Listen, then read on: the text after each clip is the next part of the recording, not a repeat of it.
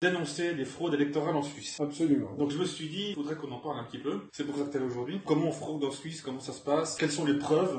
Alors les fraudes, c'est pas qu'en Suisse. Je dirais que dans le monde entier maintenant, c'est établi qu'on fraude aux États-Unis, en France. On est objectivement une république bananière, comme disent certains hommes politiques suisses. Ce qui m'a le plus frappé, c'est lors d'une fraude électorale à Lausanne, je suis allé montrer les sceaux des urnes. On m'avait empêché d'aller vers les urnes lors de l'ouverture des urnes de vote, alors que j'étais scrutateur officiel de la votation. En tant que scrutateur, ils t'ont empêché d'y aller. Ils m'ont empêché d'être proche des urnes lorsqu'ils ont ouvert les urnes. Ce qui m'a attiré l'attention, et j'ai demandé à mes amis de ramasser les sacs poubelles dans lesquels ils avaient mis tous les sceaux des urnes vaudoises à Lausanne. Et on a découvert qu'il y avait plus de la moitié des sceaux qui n'étaient pas faits avec la pince officielle. Et par chance, je suis allé au boulevard de Nancy à Lausanne montrer ces sceaux à un fabricant de sceaux. Et c'était lui qui fabriquait les pinces à sceller officielles de la ville de Lausanne. C'est quoi ces pinces exactement? Alors c'est des pinces qui pressent le plomb pour faire un seau avec des fils de plomb, pour sceller les urnes. Alors ce professionnel, M. Mobilier, a mis une loupe d'horloger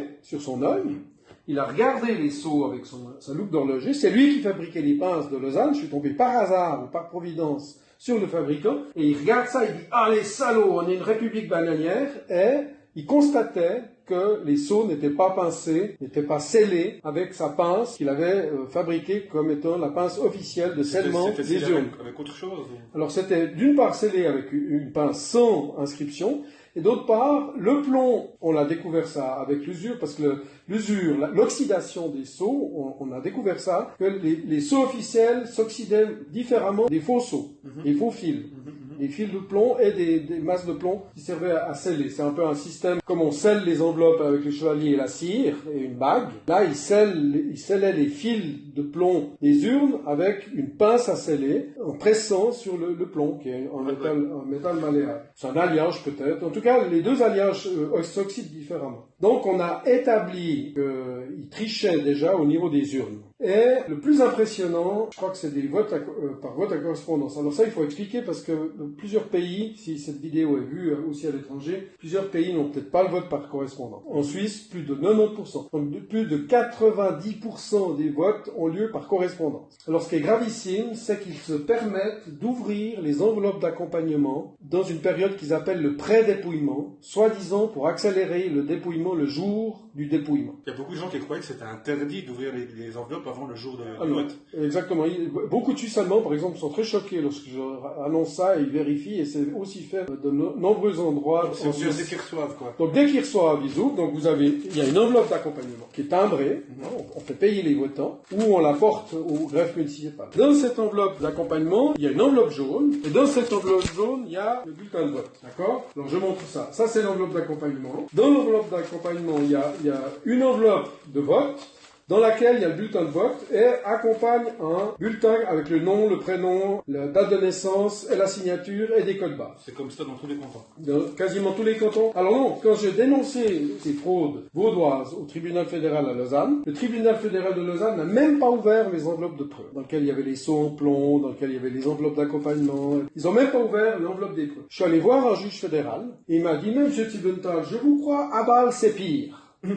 Pourquoi c'est pire à Bâle? Parce que dans le système vaudois, sur la fiche d'accompagnement, au moins on doit mettre sa date de naissance et signer le document. Et il y a des codes barres qui permettent d'appeler à l'écran. Alors en tant que scrutateur, ce qui était aussi très bizarre, que j'étais scrutateur à Lausanne, j'ai voulu voir ce qui venait à l'écran. Et ils n'ont pas voulu, alors que j'étais scrutateur officiel, ils m'ont pas permis de voir ce qu'il y a à l'écran. Donc à l'écran, il y a des informations qui viennent appelées par les codes barres, il y a des tas de codes barres sur ces documents. Et normalement, je pense, il y a la date de naissance, et si la date de naissance correspond, on se dit, bon, c'est le bon votant, et puis ils acceptent l'enveloppe. Et ils rangent, dans la période de pré-dépouillement, donc quasiment 3 semaines, ils rangent les bulletins de vote dans le même ordre que les enveloppes d'accompagnement, et les feuilles d'accompagnement avec les dates de naissance et la signature. Alors ce qui est très grave, c'est il n'y a plus de secret de vote. Pourquoi il n'y a officieusement?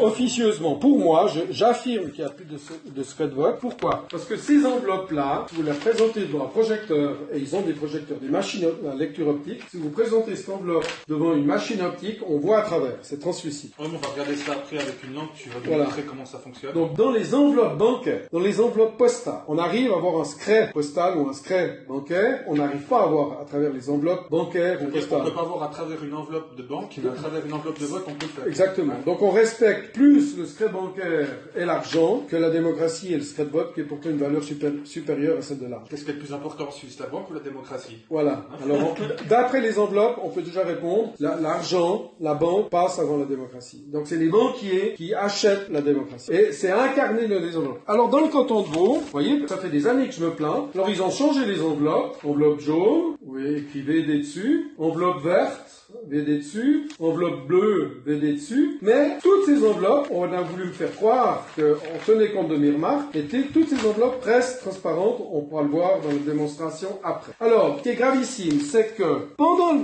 la période des dépouillements, avec des machines optiques dans certaines communes très nombreuses, par exemple Lausanne, Yverdon, Nyon, Neuchâtel, Genève, Zurich, Bâle, on prend les enveloppes qui, pour la galerie, sont scellées. Donc ici, vous avez une bande bleue, vous pouvez la décoller. Alors, la décoller et puis ça se scelle, donc l'enveloppe est scellée. Alors on croit qu'il y a le secret de vote. Une personne normale, elle regarde comme ça, elle croit qu'il y a le secret de vote parce qu'on croit qu'on voit rien à travers. Mais eux, ils ont des machines optiques avec des flashs très forts et j'ai vu les lumières de ces machines optiques. Parce qu'à Lausanne, le bâtiment municipal où il y a les votes, où les votes étaient en tout cas à l'époque conservés et traités, les parois des bureaux sont vitrées tout en haut. Donc depuis l'extérieur.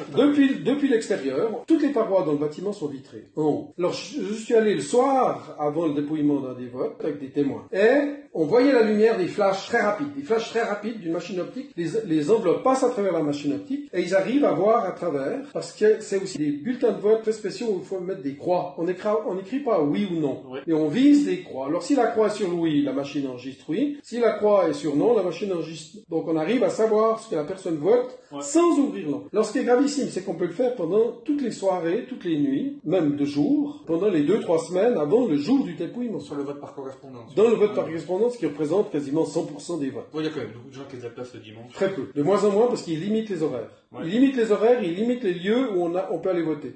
Donc il y a de moins en moins de votants qui vont voter avec l'enveloppe. Et d'ailleurs même, la plupart du temps, ils ne votent pas avec l'enveloppe dans l'urne, mais ils donnent l'enveloppe d'accompagnement. Donc ils donnent l'enveloppe qui contient tout au bureau de vote. Alors ce qui est gravissime, c'est que pendant cette période, ils peuvent passer les enveloppes à travers la machine très rapidement. Ils peuvent savoir, sans faire de sondage d'opinion, ils font un sondage avec les enveloppes non ouvertes, par machine optique. Et si le sondage leur est défavorable, rien ne les empêche de changer les enveloppes et leur contenu. Dans quelle proportion est-ce que le vote est truqué? Alors moi je dis, s'il y a un vote manifestement, une vague, manifeste, ils n'oseront pas tricher. Mais s'il y a quelques pourcents qui manquent, par exemple la loi sur la télévision, par exemple la loi Weber sur les résidences secondaires et les immeubles, notamment en Valais, par exemple la modification de la Constitution fédérale suisse, par exemple la loi sur les puces électroniques dans les pièces d'identité, la RFID, la loi RFID. À chaque fois que c'est un peu serré. Chaque fois que c'est un peu serré, ils sont tentés de tricher. Et par exemple, dans la loi sur les RFID, une loi contre laquelle je me suis battu avec beaucoup d'amis, on a eu plus de 500 recours ensuite. Et là,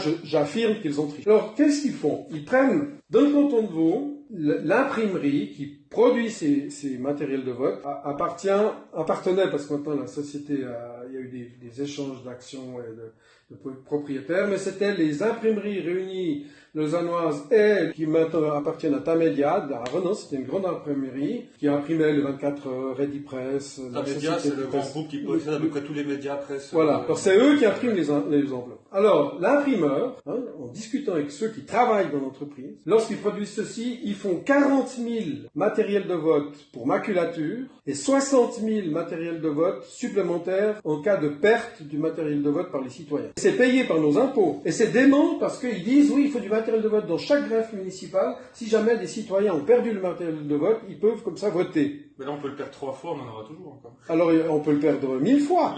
Il y a tellement peu de monde qui va demander du matériel de vote supplémentaire. Alors, ça leur permet quoi? Ça leur permet, en faisant du sondage d'opinion non payant, on peut le remarquer en Suisse, il y a quasiment plus de sondage d'opinion avant les votations, dans les 3 semaines avant les votations, parce qu'ils en ont plus besoin, puisqu'ils le font par le marché de la lecture optique. C'est devenu plus rare. Donc, ils économisent les sondages, ils facturent l'impression supplémentaire à nos impôts, donc 60 000 plus de 40 000, c'est dément. Et grâce à ça, dans chaque greffe municipale, ils ont le matériel exactement le même, et chaque greffe municipale de chaque commune suisse, en tout cas vaudoise, peut changer les enveloppes, vu qu'ils ont déjà ouvert le matériel de vote, ils peuvent changer les enveloppes et mettre les enveloppes qui leur plaisent. Donc c'est Et en plus, en passant les machines à travers les lectures optiques, ils passent les votes dans le même ordre qu'ils ont les bulletins d'accompagnement, ce qui fait qu'ils savent, par l'informatique, qui a voté quoi. Il n'y a plus de secret de vote. À tel point qu'il y a même un député vaudois, M. Jacques May, qui a fait une motion officielle au Grand Conseil vaudois en disant il faudrait au moins que le matériel de vote ait une couleur différente lors du vote, qu'on sache combien de personnes a voté en demandant le matériel de réserve, de telle manière que si on voit une vague de couleurs différentes, on se dit ah là il y a quelque chose de bizarre et on peut au moins contrôler, ce qui n'est pas le cas actuellement. Et sa demande, elle est passée Elle a été refusée. Alors on nous fait croire qu'ils en ont tenu compte en changeant les couleurs, vous voyez, jaune, vert, bleu, puis c'est comme ça dans tous les cantons. Alors en Valais, c'est même pire. En Valais, là c'est par exemple une enveloppe de vote pour le canton du Valais. Un Valaisan suisse-allemand qui habite dans la partie suisse-allemande m'a fourni, donc c'est pour le vote. Vous voyez l'intérieur, je peux vous montrer l'intérieur. C'est là que par exemple notre ami Oscar Freisinger a été shooté. Plusieurs communes valaisannes qui sont plaintes parce qu'il y a des fraudes électorales qui ont été ouvertes au Valais. Alors dans ce cas-là, l'enveloppe, on peut même pas la coller. Il n'y a pas la bande bleue comme il y a dans le canton de Vaud. Et ils ont même trouvé dans des enveloppes de vote d'une votation des vieux bulletins de la votation précédente qui n'avaient pas été dépouillés et qui étaient dans l'enveloppe parce qu'ils récupèrent les enveloppes. Les Valaisans sont très économes. Et avec ce système, ils ont moins de factures, d'impression. Et elle n'est pas scellée cette enveloppe-là. Cette enveloppe, on ne peut pas la sceller à moins de prendre un tube de colle ou du scotch et de la sceller. Et puis ça pourrait être encore peut-être refusé. On va en travers celle-ci. Ah oui, on va à travers. C'est translucide. Alors, j'en suis arrivé en regardant le matériel de vote des cantons de Fribourg, Neuchâtel, Genève, Vaud, Valais, Bâle, Lucerne. On en est arrivé à la conclusion que le vote par correspondance est fait pour tricher. C'est fabriqué pour tricher. Et le vote électronique. Donc le vote électronique, les spécialistes disent, dans le vote électronique, si on peut tricher, c'est certain qu'il y a des tricheurs, parce qu'il y a des hackers par défi vont tricher. D'ailleurs, c'était prouvé par un journaliste qui a réussi à tricher le vote électronique à Genève, et ce journaliste s'est fait punir par la justice parce qu'il a démontré que le vote électronique était faillible. C'est quand même un comble. Comment il a pu être puni en début? Par le tribunal. Le tribunal l'a condamné alors qu'il travaillait pour le bien commun. C'est comme nos procédures qu'on a montées jusqu'au tribunal fédéral, même à Strasbourg, ils nous ont fait payer des milliers de francs. Alors qu'on se bat pour le bien commun, on a demandé l'exemption au coût des procédures. Au contraire, ils nous ont facturé sans ouvrir les enveloppes de preuves, mais ils nous ont quand même facturé, donc ils n'ont pas fait leur travail, les juges. Le juge valois a dit, même monsieur Tivental, je vous crois à Bâle, c'est pire, et ils nous facturent, et ils ne font pas leur travail. Et à Strasbourg, ils ont classé les deux plaintes qui sont montées jusqu'à Strasbourg, ils les ont mis à la poubelle, sans commentaire. Mais tu m'avais dit qu'ils avaient pris des mesures dans le canton de Berne, je crois. Ah oui, alors ça c'est très intéressant. Dans le canton de Berne, il y a une commune qui hésite entre le nouveau canton de Jura, qu'on a accepté il y a quelques années, et le canton de Berne, donc c'est une commune qui parle français, catholique, théoriquement. Sauf erreur, c'est la commune de Moutier. C'est bilingue, Moutier. C'est bilingue, mais disons d'origine, théoriquement, c'est plutôt catholique et plutôt francophone. Alors effectivement, il y a beaucoup de Suisses allemands qui sont venus vivre à Moutier pour que la commune de Moutier reste dans le canton. Alors, qu'est-ce qui s'est passé à canton de Berne? C'est très intéressant. Le canton de Berne a émis pour la votation qui a lieu dans quelques jours, au mois de juin. C'est quelle date? C'est début juin, je crois, dimanche 10 juin. Je peux me tromper, mais c'est le début juin. Alors, le canton de Berne, voulant une votation sûre, fiable, en fait reconnaissant ce qu'on reproche au vote par correspondance depuis des années, a dit que les enveloppes de vote ne doivent pas être ouvertes par après dépouillement avant le jour du dépouillement. Non seulement ceci, pour être sûr que les enveloppes ne puissent pas être manipulées, comme j'assure qu'elles sont manipulées, d'ailleurs la preuve c'est qu'eux le reconnaissent en faisant cette procédure, les enveloppes doivent être envoyées à une adresse à Berne. Donc c'est même pas la commune de Moutier. Ils violent l'autonomie communale et eux peuvent tricher. C'est envoyé à leur adresse à eux à Berne, dans une adresse fédérale, contrôlée par la police fédérale et la police bernoise et la gendarmerie bernoise. Il y a des observateurs des votes suisses qui vont circuler dans la commune de Moutier, qui déjà sont là pour surveiller le rôle des votations, qui n'inscrivent pas de nouveaux votants que pour la votation, qui sont domiciliés provisoirement dans la commune de Moutier. Ils vont surveiller les poubelles des bâtiments locatifs et des EMS, parce que j'affirme, et d'ailleurs le juge Valois m'a dit que ça se faisait, et c'était établi d'ailleurs dans le canton de Bâle, qu'il y a des personnes qui font le tour de poubelles des bâtiments locatifs pour récupérer du matériel de vote par correspondance. Donc tout ce matériel, ils font le tour des poubelles, ils ramassent les enveloppes de vote des gens qui veulent pas voter, et ils votent à leur place. Alors ils votent à leur place dans les bâtiments locatifs, il y a même des postiers qui peuvent voter le matériel de vote. Il faut donner absolument un conseil aux abstentionnistes qui jettent leur matériel de vote, déchirez-le avant. Ouais. Comme ça vous êtes sûr qu'il ne sera pas réutilisé. Exactement, donc ou détruisez-le complètement, ou jetez-le après que la votation ait eu lieu. Et ça a été établi, par exemple, dans certaines communes en Valais, où la poste ne donne pas le courrier à des personnes très âgées, ou des personnes qui savent très bien qu'ils ne voteront pas, pour pouvoir voter à leur place. Donc dans le canton de Berne, il y a toute une série de conditions, je l'ai mis sur mon blog internet, Sibontal, Fraude, Moutier ou Jura, vous trouverez toute la série de conditions qui établissent qu'en fait les autorités fédérales et les autorités bernoises et les autorités jurassiennes ont visiblement tenu compte des remarques que l'on fait depuis des années sur les fraudes électorales en Suisse et ils veulent une votation exemplaire. Alors moi ce que je dis, c'est qu'il y a une chose très bizarre, c'est qu'il faut envoyer des enveloppes à Berne, donc ça rappelle l'histoire bernoise d'une puissance coloniale qui occupe un territoire qui est celui du Jura et qui impose ses règles. Donc déjà ça, je suis très étonné qu'il n'y ait pas de plainte sur le fait que les enveloppes soient envoyées à Berne sous le contrôle de la puissance colonialiste bernoise, qui d'ailleurs, c'est intéressant aussi, encore il y a quelques années, contrôlait les votes vaudois. Donc les votes vaudois, lorsque j'étais scrutateur officiel des votes vaudois, j'étais appelé à aller au centre où étaient centralisés tous les votes vaudois, près du château. Et au bout de quelques minutes, j'ai remarqué que c'était pas là. Et j'ai fait la remarque et on m'a dit « Ah, vous l'avez déjà remarqué ?» Et de fil en aiguille, on appelle le chef arrive « Ah, vous l'avez remarqué ?»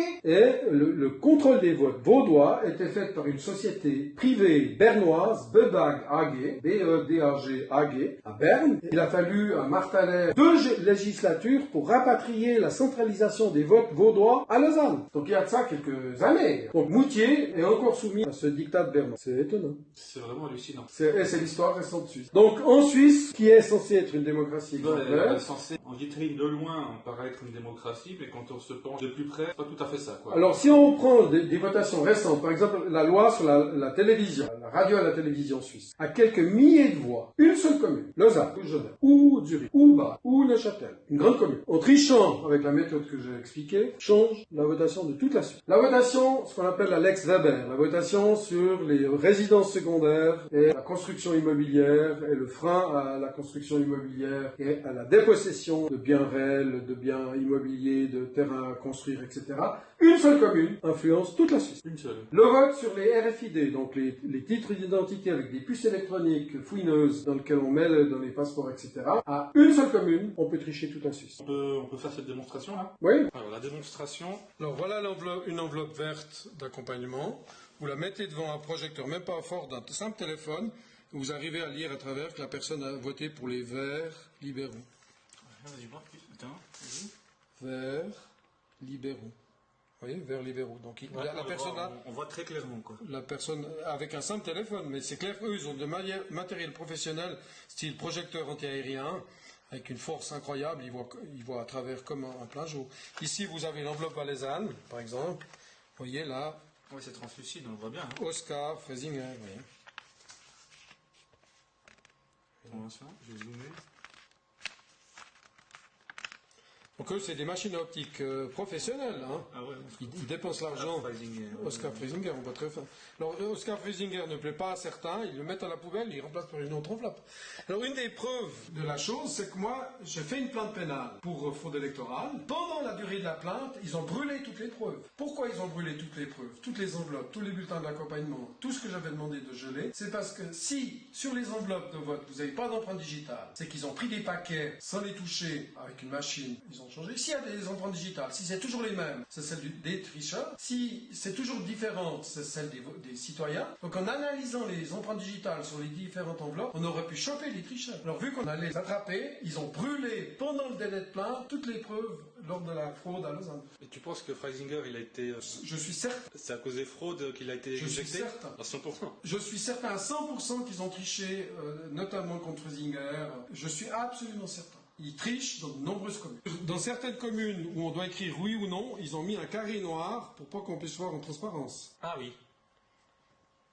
Mais avec leur machine professionnelle, je pense qu'on voit quand même à travers. Mais ils ont tenu compte de mes remarques pour la votation du 21 mai 2017. Dans certaines communes. Hein. C'est quelle commune ça? Alors, c'est une petite commune. Parce que dans les grandes communes, c'est toujours des croix, ou oui ou non, qui sont par lecture électronique. Ça, je me souviens plus quelle commune. Je crois que c'est pas Linge. Mais je garantirai pas. Alors, le compte du comble, j'ose presque pas le dire, tellement que c'est gros. Ah, faut le dire si c'est gros. Il y a des gens qui me croient pas tellement que c'est gros. J'ai tout mis les preuves sur Internet. Vous pouvez taper sur Google fraude Sibontal, Lausanne, fraude électorale, fraude démocratique. démocratique à Lausanne. Écoutez bien, c'est tellement gros que c'est invraisemblable, mais c'est arrivé et j'ai des témoins qui sont là pour l'établir. Ils envoient à la majorité des citoyens des votes électroniques, des enveloppes dans lesquelles on doit mettre une croix oui, non, avec des petits carrés, des petits rectangles alignés pour les machines à lecture optique. Mais à ma famille, ils ont envoyé des bulletins de vote dans lesquels il faut écrire en toutes lettres oui ou non. Au lieu des croix. Au lieu des croix. Donc pour me faire croire que c'est pas par lecture électronique, ils m'ont envoyé un matériel de vote spécial. Juste pour toi. Pour ma famille. Parce que j'ai 8 enfants, donc on est 10 personnes. Ma famille, on avait un matériel de vote différent.